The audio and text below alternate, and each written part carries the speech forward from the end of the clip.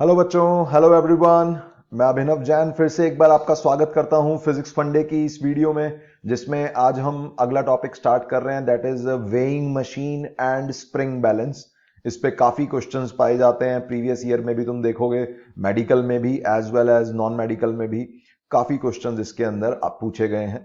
तो weighing machine और spring balance किस तरह से काम करते हैं, उनका प्रोसेस क्या होता है वर्किंग का, वो हम इस वीडियो में देखने वाले हैं। स्टार्ट करते हैं। वेइंग मशीन, पहले वेइंग मशीन को देखते हैं।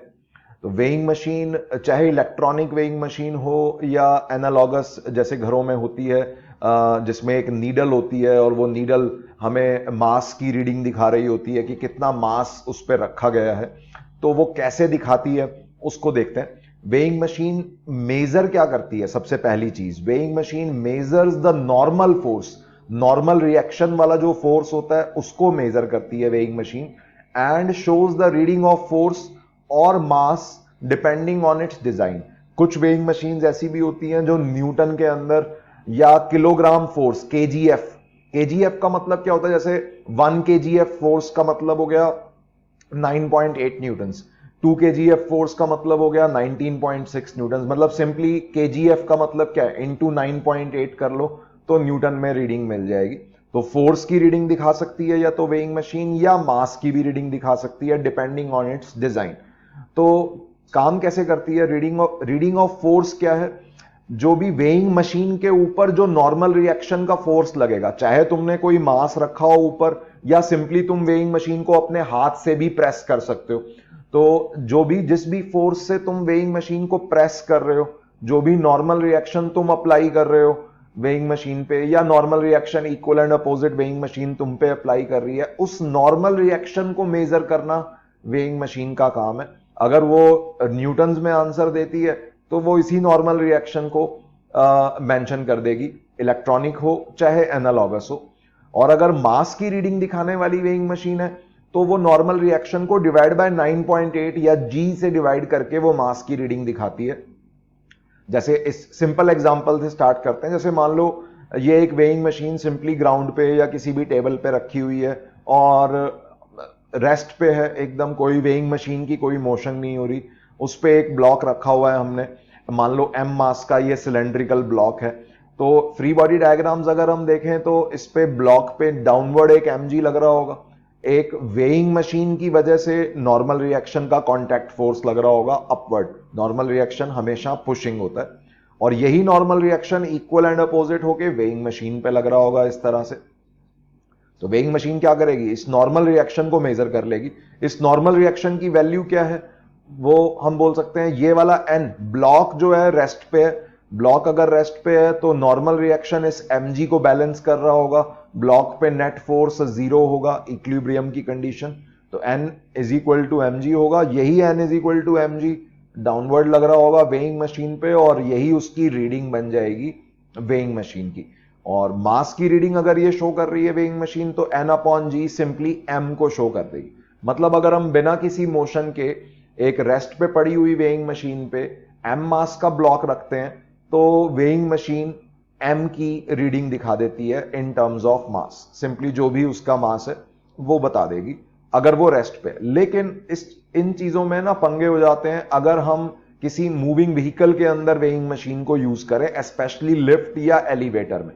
तो वो चीज अपने को समझनी सबसे ज्यादा जरूरी है, उसी पे मोस्ट ऑफ दी क्वेश्चंस आते हैं। तो इस स्लाइड के अंदर हमने जो मेन कंसेप्ट सीखा वो ये सीखा कि नॉर्मल रिएक्शन को मेजर करती है वेइंग मशीन, ना कि डायरेक्टली मास को। तो देखते हैं, अगर वेइंग मशीन को एलिवेटर के अंदर रख दिया जाए, किसी मूविंग एलिवेटर के अंदर या लिफ्ट के अंदर रख दिया जाए तो उसका किस तरह से बिहेवियर होगा, क्या वो रीडिंग दिखाएगी। तो सबसे पहली चीज जो क्वेश्चंस के अंदर जो लैंग्वेज लिखी रहती है, when a weighing machine is used in an accelerating elevator और lift, its readings are also called as apparent weight. अगर वो वेट को या फोर्स को दिखा रही है तो एपरेंट वेट बोलेंगे। एपरेंट शब्द का मतलब अपीयर होने वाला wait, the weight which is going to appear in the weighing machine, or mass which is going to appear in the weighing machine is called as apparent mass। ठीक है, तो जैसे मान लेते हैं ये एक लिफ्ट है या एलिवेटर है जो ऊपर जा रहा है a एक्सलरेशन से, इसके अंदर वेइंग मशीन और ब्लॉक रखा हुआ है m मास का। तो इस केस में अगेन फ्री बॉडी डायग्राम्स बनाएंगे तो सिमिलर फ्री बॉडी डायग्राम्स बनेंगे जो हमने पिछले पेज पे भी बनाए कि इस m पे नीचे mg, normal reaction pushing upwards, यही normal reaction equal and opposite weighing machine के सरफेस पे। तो यहां पे अब n is equal to M G नहीं होगा। देखो बच्चों, यहां क्योंकि एलिवेटर a एक्सलरेशन से ऊपर जा रहा है तो हम total force is equal to 0 नहीं बोलेंगे, हम टोटल फोर्स इस सिलेंड्रिकल ब्लॉक पे total force is equal to M A कहेंगे। तो n minus M G, upward direction में a एक्सलरेशन है तो अपवर्ड वाला फोर्स पॉजिटिव, डाउनवर्ड वाला negative. n minus M ji is equal to M A होगा, जिसकी मदद से n is equal to M G plus M A आ गया, मतलब m टाइम्स जी प्लस ए आ गया। और यही n इक्वल एंड अपोजिट होके वेइंग मशीन पे लग रहा होगा। इसका मतलब रीडिंग ऑफ फोर्स या एपरेंट वेट कह दो, एपरेंट वेट जो वेइंग मशीन मेजर करेगी वो mg नहीं करेगी, m इंटू जी प्लस ए करेगी। मतलब अपीयर होने वाला वेट बढ़ गया अगर लिफ्ट a एक्सलरेशन से ऊपर जा रही है तो। और सिमिलरली रीडिंग ऑफ मास, अब लिफ्ट को कोई मतलब नहीं है कि भाई ये जीप a की एक्सलरेशन से जा रहा है एलिवेटर या किस एक्सलरेशन से जा रहा है। मास की रीडिंग लिफ्ट वेइंग मशीन क्या दिखाएगी, मास की रीडिंग सिंपली ये जो भी नॉर्मल रिएक्शन आई है इसको डिवाइड बाय जी करके दिखाएगी। उसको g प्लस ए से डिवाइड नहीं करेगी, g से डिवाइड करेगी वेइंग मशीन, और m into g plus a upon g करेंगे तो तुम देख सकते हो मास की कुछ एक्स्ट्रा रीडिंग दिखाएगी, m into 1 plus A by g. That is the reading of mass in case of accelerating up elevator. Elevator अगर ऊपर की तरफ एक्सलरेट होता है वर्टिकल अप डायरेक्शन में तो एक्स्ट्रा मास की रीडिंग आती है, एपरेंट मास भी बोल सकते हैं इसे। Apparent mass is m into 1 plus A by G. तो डायरेक्टली इन पे मेडिकल एग्जाम्स में मैं देखता हूं डायरेक्टली इन पे फॉर्मूला बेस्ड क्वेश्चंस इस तरह से पूछे जा रहे होते हैं। बहुत ही सिंपल क्वेश्चंस होते हैं। ये वीडियो बहुत टफ नहीं है, बिल्कुल आसान वीडियो है, बहुत अच्छे से समझना सभी बच्चे। सिमिलरली अगर हम बात करें कि एलिवेटर अगर नीचे जा रहा हो, अगर एलिवेटर नीचे की तरफ एक्सलरेटेड होगा तो सिंपली यही से सिमिलर कैलकुलेशंस होंगी, एफबीडी भी सिमिलर होगा, कैलकुलेशंस भी सिमिलर होंगी, बस ए की जगह माइनस ए आ जाएगा। अगर हम अपवर्ड को पॉजिटिव मानते हुए ये इक्वेशंस हमने लिखी हैं तो डाउनवर्ड एक्सलरेशन के केस में ए को माइनस ए से रिप्लेस कर दो तो रीडिंग या एपरेंट वेट हो जाएगा m into ji minus A, और एपरेंट मास हो जाएगा यहां 1 प्लस ए बाई जी की जगह 1 माइनस ए बाई जी। तो ये दोनों बातें देखो सिर्फ तब वैलिड हैं जब एक्सलरेशन जी से छोटी हो। डाउनवर्ड वाली एक्सलरेशन अगर जी से छोटी, डाउनवर्ड वाली एक्सलरेशन भी अगर जी से बड़ी हो गई तो तुम देख सकते हो इन फॉर्मूलों से देखोगे तो ये टर्म नेगेटिव बनती हुई नजर आ रही है। अगर डाउनवर्ड एक्सलरेशन जी से बड़ी हो गई तो नॉर्मल रिएक्शन नेगेटिव आ रहा है। अब नेगेटिव का कोई मीनिंग नहीं है, नॉर्मल रिएक्शन कभी नेगेटिव नहीं होता, नॉर्मल रिएक्शन हमेशा पुशिंग डायरेक्शन में ही लगता है, हमेशा ऐसे ही लगेगा। तो अब नेगेटिव होने का मतलब क्या है, अगर a इज इक्वल टू जी हो गया या a अगर ग्रेटर देन g हो गया तो उस केस में नॉर्मल रिएक्शन जीरो हो जाएगी, और अगर ग्रेटर देन g हो गया तो बेसिकली तुम ये बोल सकते हो कांटेक्ट लूज हो जाएगा। ये ब्लॉक जो है, सिलेंड्रिकल ब्लॉक जो है, ये तो बेचारा g की एक्सलरेशन से ही नीचे गिरेगा, और जो लिफ्ट है वो g से ज्यादा एक्सलरेशन से अगर नीचे जा रही होगी तो यहां पे इसका वेइंग मशीन और ब्लॉक का कांटेक्ट लूज हो जाएगा। कांटेक्ट लूज हो जाएगा तो उस केस में हम एपरेंट वेट और एपरेंट मास दोनों की ही रीडिंग को जीरो कह सकते हैं। नेगेटिव आंसर मत बोलना बस उस केस में, एपरेंट वेट और एपरेंट मास नेगेटिव नहीं हो सकते, जीरो आंसर्स होंगे उस केस में दोनों के ही। अगर a ग्रेटर देन g हो गया या इक्वल टू g भी हो गया तब भी। डाउनवर्ड का केस है ये, अपवर्ड एक्सलरेशन में ऐसा कोई नेगेटिव का चक्कर ही नहीं है। तुम देख सकते हो m इंटू जी प्लस ए कभी नेगेटिव हो नहीं सकता। तो ये बातें ध्यान में रखनी है बच्चों। सिंपली अपन कर क्या रहे हैं, कंसेप्ट याद रखोगे तो फॉर्मूले भी अपने आप याद रहेंगे। कंसेप्ट क्या है, वेइंग मशीन नॉर्मल रिएक्शन को मेजर करती है और अगर मास की रीडिंग उसे देनी होती है तो n को 9.8 से या स्मॉल g से डिवाइड करके वो मास की रीडिंग देती है। सिमिलरली जो दूसरा अपना सिस्टम है स्प्रिंग बैलेंस, क्वेश्चंस हम इकट्ठे देखेंगे दोनों पे अभी, बट एक बार कंसेप्ट्स इनके समझ लेते हैं। तो स्प्रिंग बैलेंस कैसे काम करता है, spring balance it is a device which is consisting of a spring which measures the force exerted by any other object on its hook। जो भी स्प्रिंग के, उसके अंदर एक स्प्रिंग ही होता है और स्प्रिंग का एक हुक लगा होता है जहां पे हम कोई भी मास टांग सकते हैं। देखो इस तरह से ये स्प्रिंग बैलेंस है। इसके अंदर झांक के देखोगे तो एक सिंपल एक स्प्रिंग होगा और इसके बाहर एक ऊपर इसके कवर पे एक स्केल बना होता है। देखो इसमें ये रीडिंग्स लिखी हुई हैं, लेफ्ट साइड में न्यूटन की रीडिंग्स लिखी हुई हैं, ये राइट साइड में जीएफ, जीएफ माने ग्राम फोर्स है। ये केजीएफ होगा तो किलोग्राम फोर्स हो जाएगा। तो 1 किलोग्राम फोर्स जो होता है वो 9.8 न्यूटन होता है।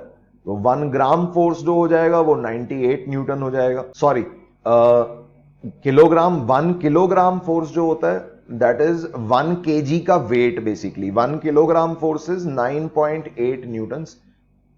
1 kilogram into g that is 9.8 newton. और 1 ग्राम फोर्स जो हो जाएगा वो कितना हो जाएगा, 1 केजी में अगर 1 केजीएफ में 9.8 न्यूटन है तो 1 ग्राम का क्या, 1000 ग्राम में 1 केजी बनता है। तो 9.8 को डिवाइड बाय 1000 करना पड़ेगा, दिस मच न्यूटन का फोर्स हो जाएगा।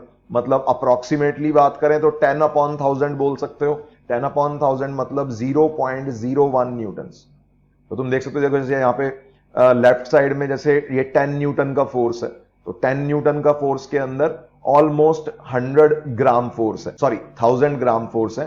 8 न्यूटन में 800 का ग्राम फोर्स है। इस तरह से है, देखो 1 ग्राम फोर्स इज 0.01 न्यूटन, या ऐसे बोल दो 1 newton is approximately equal to 100 gram force. 100 gram का जो मास होता है ऑलमोस्ट उसका जो वेट होता है ऑलमोस्ट वो 1 न्यूटन के बराबर होता है। 100 ग्राम मतलब 0.1 केजी इंटू 9.8 करोगे तो ऑलमोस्ट 1 न्यूटन मिल जाएगा तुम्हें। तो ये यूनिट्स ध्यान में रखना होता है, कभी कभी अपने को न्यूटन में नहीं दिया होता और ग्राम फोर्स या किलोग्राम फोर्स में फोर्स दिया गया होता है, तो यूनिट्स का हमें ध्यान रखना है। तो अब जो भी मास यहां पे हम लटकाएंगे वो मास क्या करेगा, इस स्प्रिंग बैलेंस के अंदर जो स्प्रिंग छुपा हुआ है उसके अंदर इलोंगेशन कॉज करेगा, है ना बच्चों। स्प्रिंग के नीचे अगर हम मास लगाते हैं, वर्टिकल स्प्रिंग ब्लॉक सिस्टम की यहां बात कर रहे हैं, तो जैसे ही ये मास लगाएंगे तो स्प्रिंग में इलोंगेशन आएगी। तो ये स्प्रिंग बैलेंस करता क्या है, उस इलोंगेशन को मेजर करता है बेसिकली। अब जैसे ही वो इलोंगेशन को मेजर करेगा तो स्प्रिंग फोर्स मेजर हो जाएगा उससे इनटू के करके, के इज द स्प्रिंग कांस्टेंट। तो स्प्रिंग फोर्स, और यही स्प्रिंग फोर्स को वो रीडिंग में दिखाता है। मतलब बेसिकली इसका जो इलोंगेशन है, स्प्रिंग के अंदर आने वाली इलोंगेशन की मदद से वो रीडिंग ऑफ फोर्स को बताता है के से मल्टीप्लाई करके। और अगर वो रीडिंग ऑफ मास बता रहा है, एपरेंट मास बता रहा है, तो उसको हम बोलेंगे के एक्स अपॉन जी।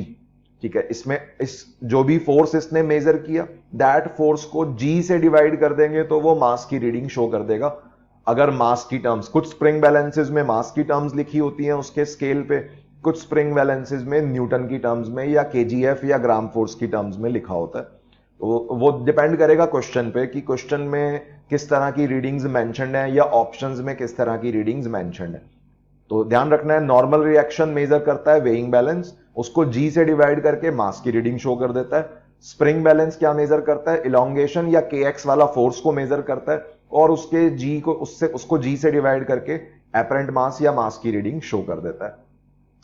तो सिंपली जैसे यहां फ्री बॉडी डायग्राम में तुम देख सकते हो, अगर एम मास का ब्लॉक लटकाया है यहां पे हमने स्प्रिंग बैलेंस के साथ, तो इस पे एम जी नीचे लग रहा होगा, स्प्रिंग में इलोंगेशन आएगी तो के एक्स वाला फोर्स ऊपर लग रहा होगा, यही के x force equal and opposite होके स्प्रिंग बैलेंस पे डाउन लग रहा होगा और स्प्रिंग बैलेंस इस के एक्स को मेजर कर लेगा। अब इसके ये के एक्स की वैल्यू एम जी के बराबर है अगर ब्लॉक इक्विलिब्रियम में। मतलब ये ध्यान रखना, स्प्रिंग बैलेंस की रीडिंग हम तब मेजर करते हैं जब block up down motion oscillations अपनी बंद कर दे और इक्विलिब्रियम में आ जाए। एक बारी वो इक्विलिब्रियम में आ गया, रेस्ट पे आ गया, परमानेंट रेस्ट की स्टेट में आ गया, तो के एक्स जो होगा वो इस एम जी को कैंसिल कर रहा होगा। तो m ji is the reading of spring balance in terms of newton अगर बात करें तो m ji is the reading, और मास की रीडिंग्स क्या हो जाएंगी, के एक्स अपॉन जी हो जाएगी, दैट इज एम। तो बहुत ही सिंपल सा कंसेप्ट है। इसी चीज को अगर हम एलिवेटर में यूज करें वो भी देख लो। एलिवेटर में अगर हम यूज करते हैं तो वही एपरेंट वेट और एपरेंट मास वाली टर्म्स हम लिखेंगे। एपरेंट वेट जो भी एलिवेटर में के एक्स वाला फोर्स लगेगा दैट इज एपरेंट वेट, और के एक्स अपॉन जी वाला जो रीडिंग आएगी that will be called as apparent mass. तो सिंपली फिर से वही एक एग्जांपल लिया, एलिवेटर मान लो ऊपर की तरफ एक्सलरेटेड है, तो इस केस में फ्री बॉडी डायग्राम्स कैसे बनेंगे, देखो ये एक ब्लॉक का एम जी नीचे, के एक्स ऊपर और स्प्रिंग बैलेंस का kx नीचे, यही kx इक्वल एंड अपोजिट होके स्प्रिंग बैलेंस पे लगा है जो ब्लॉक पे लगा था। तो अब यहां पे kx is equal to mg नहीं होगा क्योंकि पूरा सिस्टम a एक्सलरेशन से ऊपर की तरफ एक्सलरेटेड है। तो हम क्या बोलेंगे, ब्लॉक की न्यूटन सेकंड लॉ की इक्वेशन बनाएंगे। तो अपवर्ड डायरेक्शन वाला force positive, kx is positive, mg is negative, ऊपर वाले फोर्स को पॉजिटिव लिया है क्योंकि एक्सलरेशन ऊपर है। तो kx minus mg is equal to ma। तुम देख सकते हो बिल्कुल सिमिलर तरह की इक्वेशंस बन रही है यहां भी जैसी वेइंग मशीन में बनी थी। तो kx की वैल्यू क्या आ गई, mg प्लस ma, मतलब m times g plus a। और ये हो जाएगा रीडिंग, एपरेंट वेट की रीडिंग। अगर न्यूटन्स में ये स्प्रिंग बैलेंस शो कर रहा है तो वो कितना वेट शो करेगा, वो mg नहीं शो करेगा, यहां पे mg प्लस ma शो करेगा। और एपरेंट मास अगर केजीज में लिखा गया है यहां पे रीडिंग्स इसके स्केल के ऊपर, तो एपरेंट मास कितना हो जाएगा, mg plus ma whole divide by g, that is m into 1 plus a by g। तो बिल्कुल सिमिलर रीडिंग्स हैं जो वेइंग मशीन ने भी मेजर करके बताई। अगर अपवर्ड एक्सलरेटिंग एलिवेटर के अंदर हम स्प्रिंग बैलेंस या वेइंग मशीन यूज करते हैं तो दीज आर द रीडिंग्स। और सेम खेल वही होगा, डाउनवर्ड एक्सलरेशन अगर हो गई, अगर एक्सलरेटिंग डाउन है, सेम वेरिएबल ले रहा हूं, ए एक्सलरेशन सेम सिंबल यूज कर रहा हूं। अगर एक्सलरेटिंग डाउन है तो एपरेंट वेट बस यहां ए की जगह माइनस ए आ जाएगा एपरेंट वेट में, m into ji minus A. और सिमिलरली एपरेंट मास में m into 1 minus A by G. ठीक है, where a is less than और equal to g, equal to g पे जीरो आंसर हो जाएंगे। फ्री फॉल मोशन अगर हो गई तो फ्री फॉल मोशन की के अंदर वेइंग मशीन भी जीरो रीडिंग मेजर करती है और स्प्रिंग बैलेंस भी जीरो रीडिंग मेजर करता है। अगर a is equal to g हो जाएगा, दोनों चीजें जीरो हो जाएंगी फ्री फॉल में। उसको वेटलेसनेस भी बोलते हैं, मतलब फ्री फॉल जब हम कर रहे होते हैं या किसी को भी करवा रहे होते हैं, ब्लॉक को, स्प्रिंग बैलेंस को, किसी को भी, तो सबको वेटलेसनेस फील होती है बिकॉज ऑफ दिस फैक्ट। तो m into ji minus a will become zero. और अगर a ग्रेटर देन g हो गया, डाउनवर्ड डायरेक्शन में ये एक्सलरेट हो रहा है, a की वैल्यू ग्रेटर देन g हो गई, तो यहां पे नेगेटिव आंसर बन रहे हैं। नेगेटिव का मतलब, अब यहां पे नेगेटिव का क्या मीनिंग है, वेइंग मशीन में तो नेगेटिव का मीनिंग था कि कांटेक्ट लूज हो गया। अब यहां पे अगर नेगेटिव होंगे आंसर्स तो उसका क्या मतलब है कि ये जो स्प्रिंग है ना इसके अंदर का, ये स्प्रिंग कंप्रेस होना शुरू हो जाएगा। अब नेगेटिव वाला स्केल कुछ स्प्रिंग बैलेंसेस में बना भी होता है कि जीरो से नीचे नेगेटिव रीडिंग भी लिखी होती है, बट जनरली बनी नहीं होती है। तो उसका मतलब अपने को पता होना चाहिए कि अगर डाउनवर्ड एक्सलरेशन ग्रेटर देन जी हो गई तो that will mean the spring will become compressed. Spring की रीडिंग नेगेटिव होनी शुरू हो जाएगी, kx नेगेटिव हो जाएगा, एपरेंट वेट भी नेगेटिव हो जाएगा, मतलब स्प्रिंग विल बिकम कंप्रेस्ड। तो कंसेप्चुअली कभी कभी ये किसी एग्जाम में पूछ सकते हैं, अदरवाइज मेनली जो न्यूमेरिकल्स अपने आते हैं वो सिंपल इसी बातों पे। तो ओवरऑल पूरी बात को रटने की जरूरत नहीं है, याद रखने वाली बात सिंपली दो ही है। नॉर्मल रिएक्शन मेजर करती है वेइंग मशीन, डिवाइड बाय जी करके उसको मास की रीडिंग बता देती है। और स्प्रिंग बैलेंस मेजर करता है kx वाला फोर्स और उसको डिवाइड बाय जी करके मास की रीडिंग दिखा देता है, जिसे हम एपरेंट मास भी कहते हैं, अपीयर होने वाला मास। तो I hope concept theory clear होंगी, फंडे क्लियर होंगे। आगे बढ़ते हैं, सवाल को देखते हैं, क्वेश्चंस किस तरह के इसमें पूछे जाते हैं medical as well as non medical exams में। तो देखो पहला सवाल ध्यान से पढ़ना। A person is standing on a weighing machine inside an elevator moving upwards, ऊपर की तरफ जा रहा है विद रिटार्डेशन ऑफ 4 मीटर पर second square. If the reading of weighing machine is 45 kg, बताना है एक्चुअल मास ऑफ पर्सन क्या है। रीडिंग दे रखी है, तो हमने क्या पढ़ा, ऊपर की तरफ जाने वाला एलिवेटर है लेकिन रिटार्डेशन हो रही है। ऊपर की तरफ जा जरूर रहा है बट रिटार्डेशन हो रही है, इसका मतलब क्या है, उसकी एक्सलरेशन की डायरेक्शन क्या है, डाउन है। Acceleration of elevator is down. Acceleration of elevator को क्या लिखोगे, 4 मीटर पर सेकेंड स्क्वायर डाउन डायरेक्शन में। डाउन डायरेक्शन में एक्सलरेशन है तो इसका मतलब क्या हुआ, कौन सा फॉर्मूला लगेगा, एक्चुअल मास ऑफ पर्सन पूछा है, एपरेंट मास दे रखा है केजीज में। केजीज में देखो वेइंग मशीन की रीडिंग केजीज में दे रखी है, इसका मतलब एपरेंट मास दे रखा है। तो अपन फॉर्मूला लगाएंगे कौन से वाला, माइनस साइन वाला फॉर्मूला लगाएंगे। Apparent mass is equal to m into 1 minus a by g, that is the formula. Simply इसके अंदर एपरेंट मास पुट कर दो, वो दे रखा है 45, एक्चुअल मास पूछा है, m पूछा गया है, 1 माइनस एक्सलरेशन है 4, g है 10। तो ये बन रहा है यहां से 1 माइनस 4/10 करोगे 6/10 बन जाएगा, 6/10 m। तो यहां से m की वैल्यू सॉल्व हो रही है, दैट इज 45 इंटू 10 अपॉन 6। तो 3 के फैक्टर से ये कट रहा है, 3 इंटू 2 6, 3 इंटू 15 45। तो m की वैल्यू आ रही है 15 इंटू 10 150 अपॉन 2, 75 kg का उस बंदे का एक्चुअल मास होगा, जिसको 45 kg दिखा रहा है, दिखा रही है ये weighing machine, moving up but retarding है।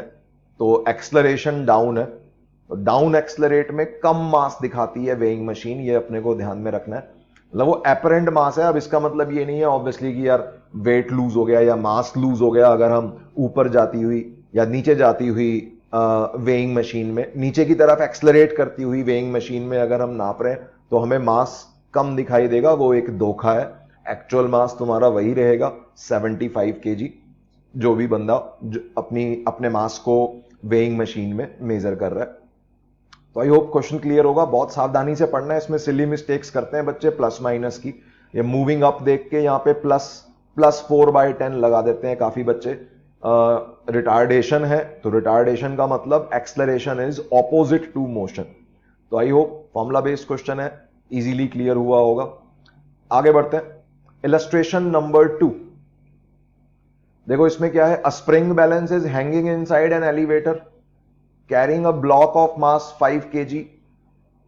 If elevator is moving upwards with acceleration of 1 meter per second square, ऊपर जा रहा है और एक्सलरेट कर रहा है, तो यहां पे कौन सा फॉर्मूला लगेगा, प्लस साइन वाला फॉर्मूला लग जाएगा। रीडिंग ऑफ स्प्रिंग बैलेंस पूछा है, केजीज में सारी ऑप्शंस दे रखी हैं। तो reading of spring balance KGs में क्या होता है, एपरेंट मास।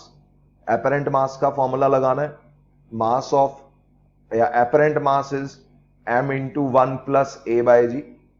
यहां पे plus a by G because accelerating upward है। मास एक्चुअल मास दिया गया है 5 kg इस बार, और 1 प्लस एक्सलरेशन दे रखी है 1 की, और g को 10 लेने के लिए क्या रखा है क्वेश्चन में, g इज 10, एक्सलरेशन इज 1। तो एपरेंट मास यहां से आ गया अपने पास। रीडिंग ऑफ स्प्रिंग बैलेंस बोलो या एपरेंट मास बोलो, एक ही चीज है। That is 5 into 1.1, that is 5.5 kg। तो अगेन एक बहुत ही आसान illustration, option A is correct, 5.5 kg is the apparent mass या reading of spring balance in this case. बाकी हाँ, इसमें ऑल्टरनेट ये भी क्वेश्चन पूछ सकते हैं, अगर स्प्रिंग कांस्टेंट दिया होता तो हमें इलोंगेशन भी पूछ सकते थे। तो ये हमने क्या सॉल्व किया है, ये हमने kx की वैल्यू सॉल्व करी है बेसिकली। ये kx है, kx बाय g है, सॉरी kx अपॉन g है क्योंकि मास की रीडिंग है। तो kx is equal to 5.5 into G हो जाएगा। तो अगर k दे रखा होता तो इलोंगेशन भी हम निकाल सकते थे, kx is equal to 5.5 g करके। तो आई होप चीजें क्लियर होंगी। अगर कोई बच्चा रट्टा नहीं मारना चाहता एपरेंट मास के फॉर्मूलों का, तो बेसिक से भी जा सकता है जैसे मैंने थ्योरी में समझाया। ठीक है, आगे बढ़ते हैं। इलस्ट्रेशन नंबर 3 देखो यहां पे क्या है कि भाई देखो कोई एलिवेटर नहीं है, सिंपली एक छत से 2 स्प्रिंग बैलेंसेस और 2 ब्लॉक्स को लगा रखा है। पहले एक स्प्रिंग बैलेंस, उसके नीचे ब्लॉक, उसके नीचे एक स्प्रिंग बैलेंस और फिर एक नीचे एक और ब्लॉक। पढ़ भी लेते हैं क्वेश्चन को। 2 light spring balances S1 and S2 are carrying 2 blocks as shown in the figure. Spring balances के नाम भी दे रखे हैं S1 S2। G को 10 लेने के लिए कहा रखा है। बताना है देयर रिस्पेक्टिव रीडिंग्स आर, मतलब पहले S1 की रीडिंग बतानी है फिर S2 की रीडिंग बतानी है क्या होगी। तो यहां पे देखो, अब ये बेसिक नहीं है, अब डायरेक्टली फॉर्मूला बेस्ड क्वेश्चन नहीं है, तो बेसिक से जाएंगे हम। स्टार्टिंग से स्टार्ट करते हैं, फ्री बॉडी डायग्राम बनाते हैं और रिस्पेक्टिव रीडिंग्स निकालनी है स्प्रिंग बैलेंसेस की। न्यूटन में है, मतलब पूछा क्या गया, kx की वैल्यू पूछी गई है। स्प्रिंग 1 में k1x1 कितना होगा और स्प्रिंग 2 में k2x2 कितना होगा। फोर्सेस निकालने हैं स्प्रिंग के अंदर कितने होंगे। तो 5 kg वाले का अगर मैं फ्री बॉडी डायग्राम बनाऊं, 5 kg वाले पे ऊपर वाला स्प्रिंग एक पुलिंग फोर्स लगा रहा होगा, k1x1 बोल देते हैं, ये 5 kg वाला ब्लॉक है।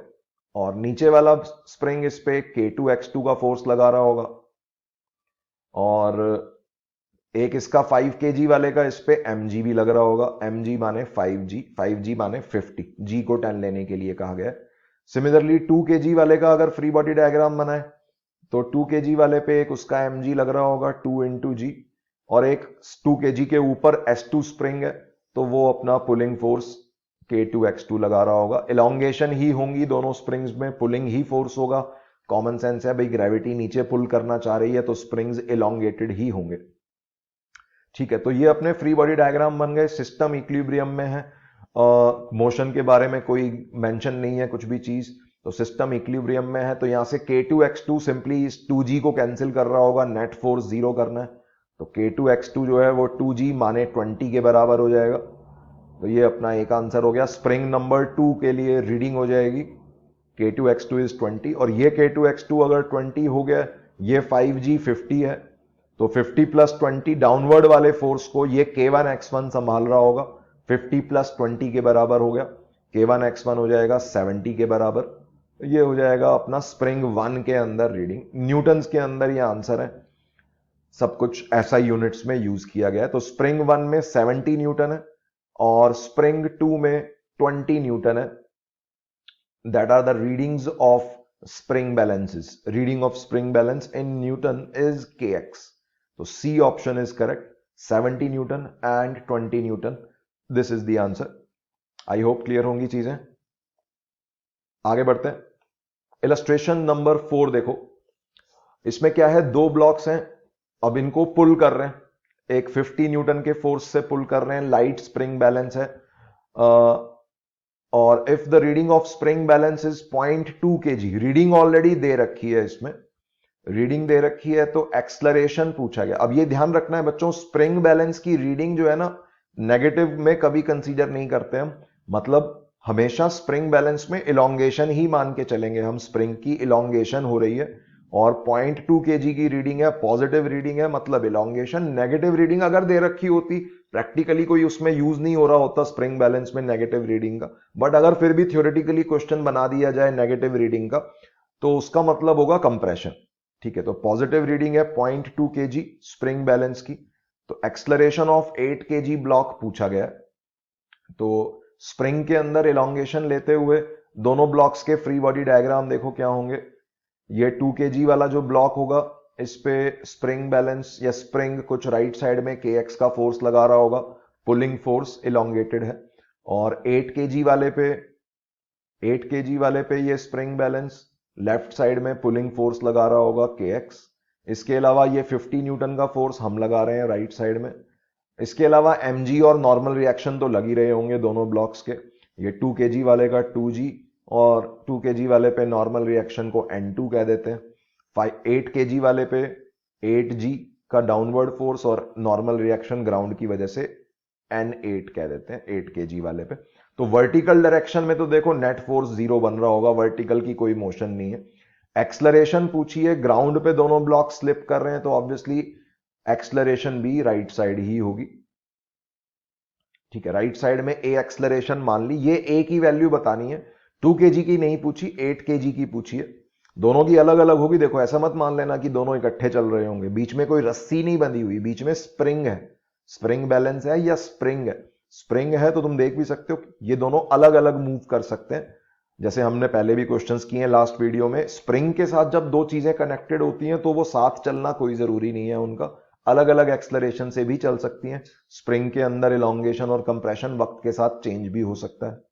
तो यहां पे हमसे ये एक्सलरेशन पूछी है, तो आई कैन से ये वाली acceleration can be written as 8 kg पे total force upon total mass. 8 kg वाले का टोटल फोर्स कितना है, राइट साइड में एक्सलरेशन लेट करी है मैंने, तो that is 50 minus kx upon 8। ठीक है, अब kx कितना होगा, kx होगा, kx के बारे में इंफॉर्मेशन क्या दी गई है, स्प्रिंग बैलेंस की रीडिंग गिवन है, स्प्रिंग बैलेंस की रीडिंग गिवन है 0.2 kg, मतलब ये 0.2 kg क्या है, ये है kx अपॉन g की वैल्यू है। मास की रीडिंग क्या होती है, kx अपॉन g, तो kx अपॉन g हमें 0.2 दिया हुआ है, तो kx कितना हो गया, दैट इज 0.2 g,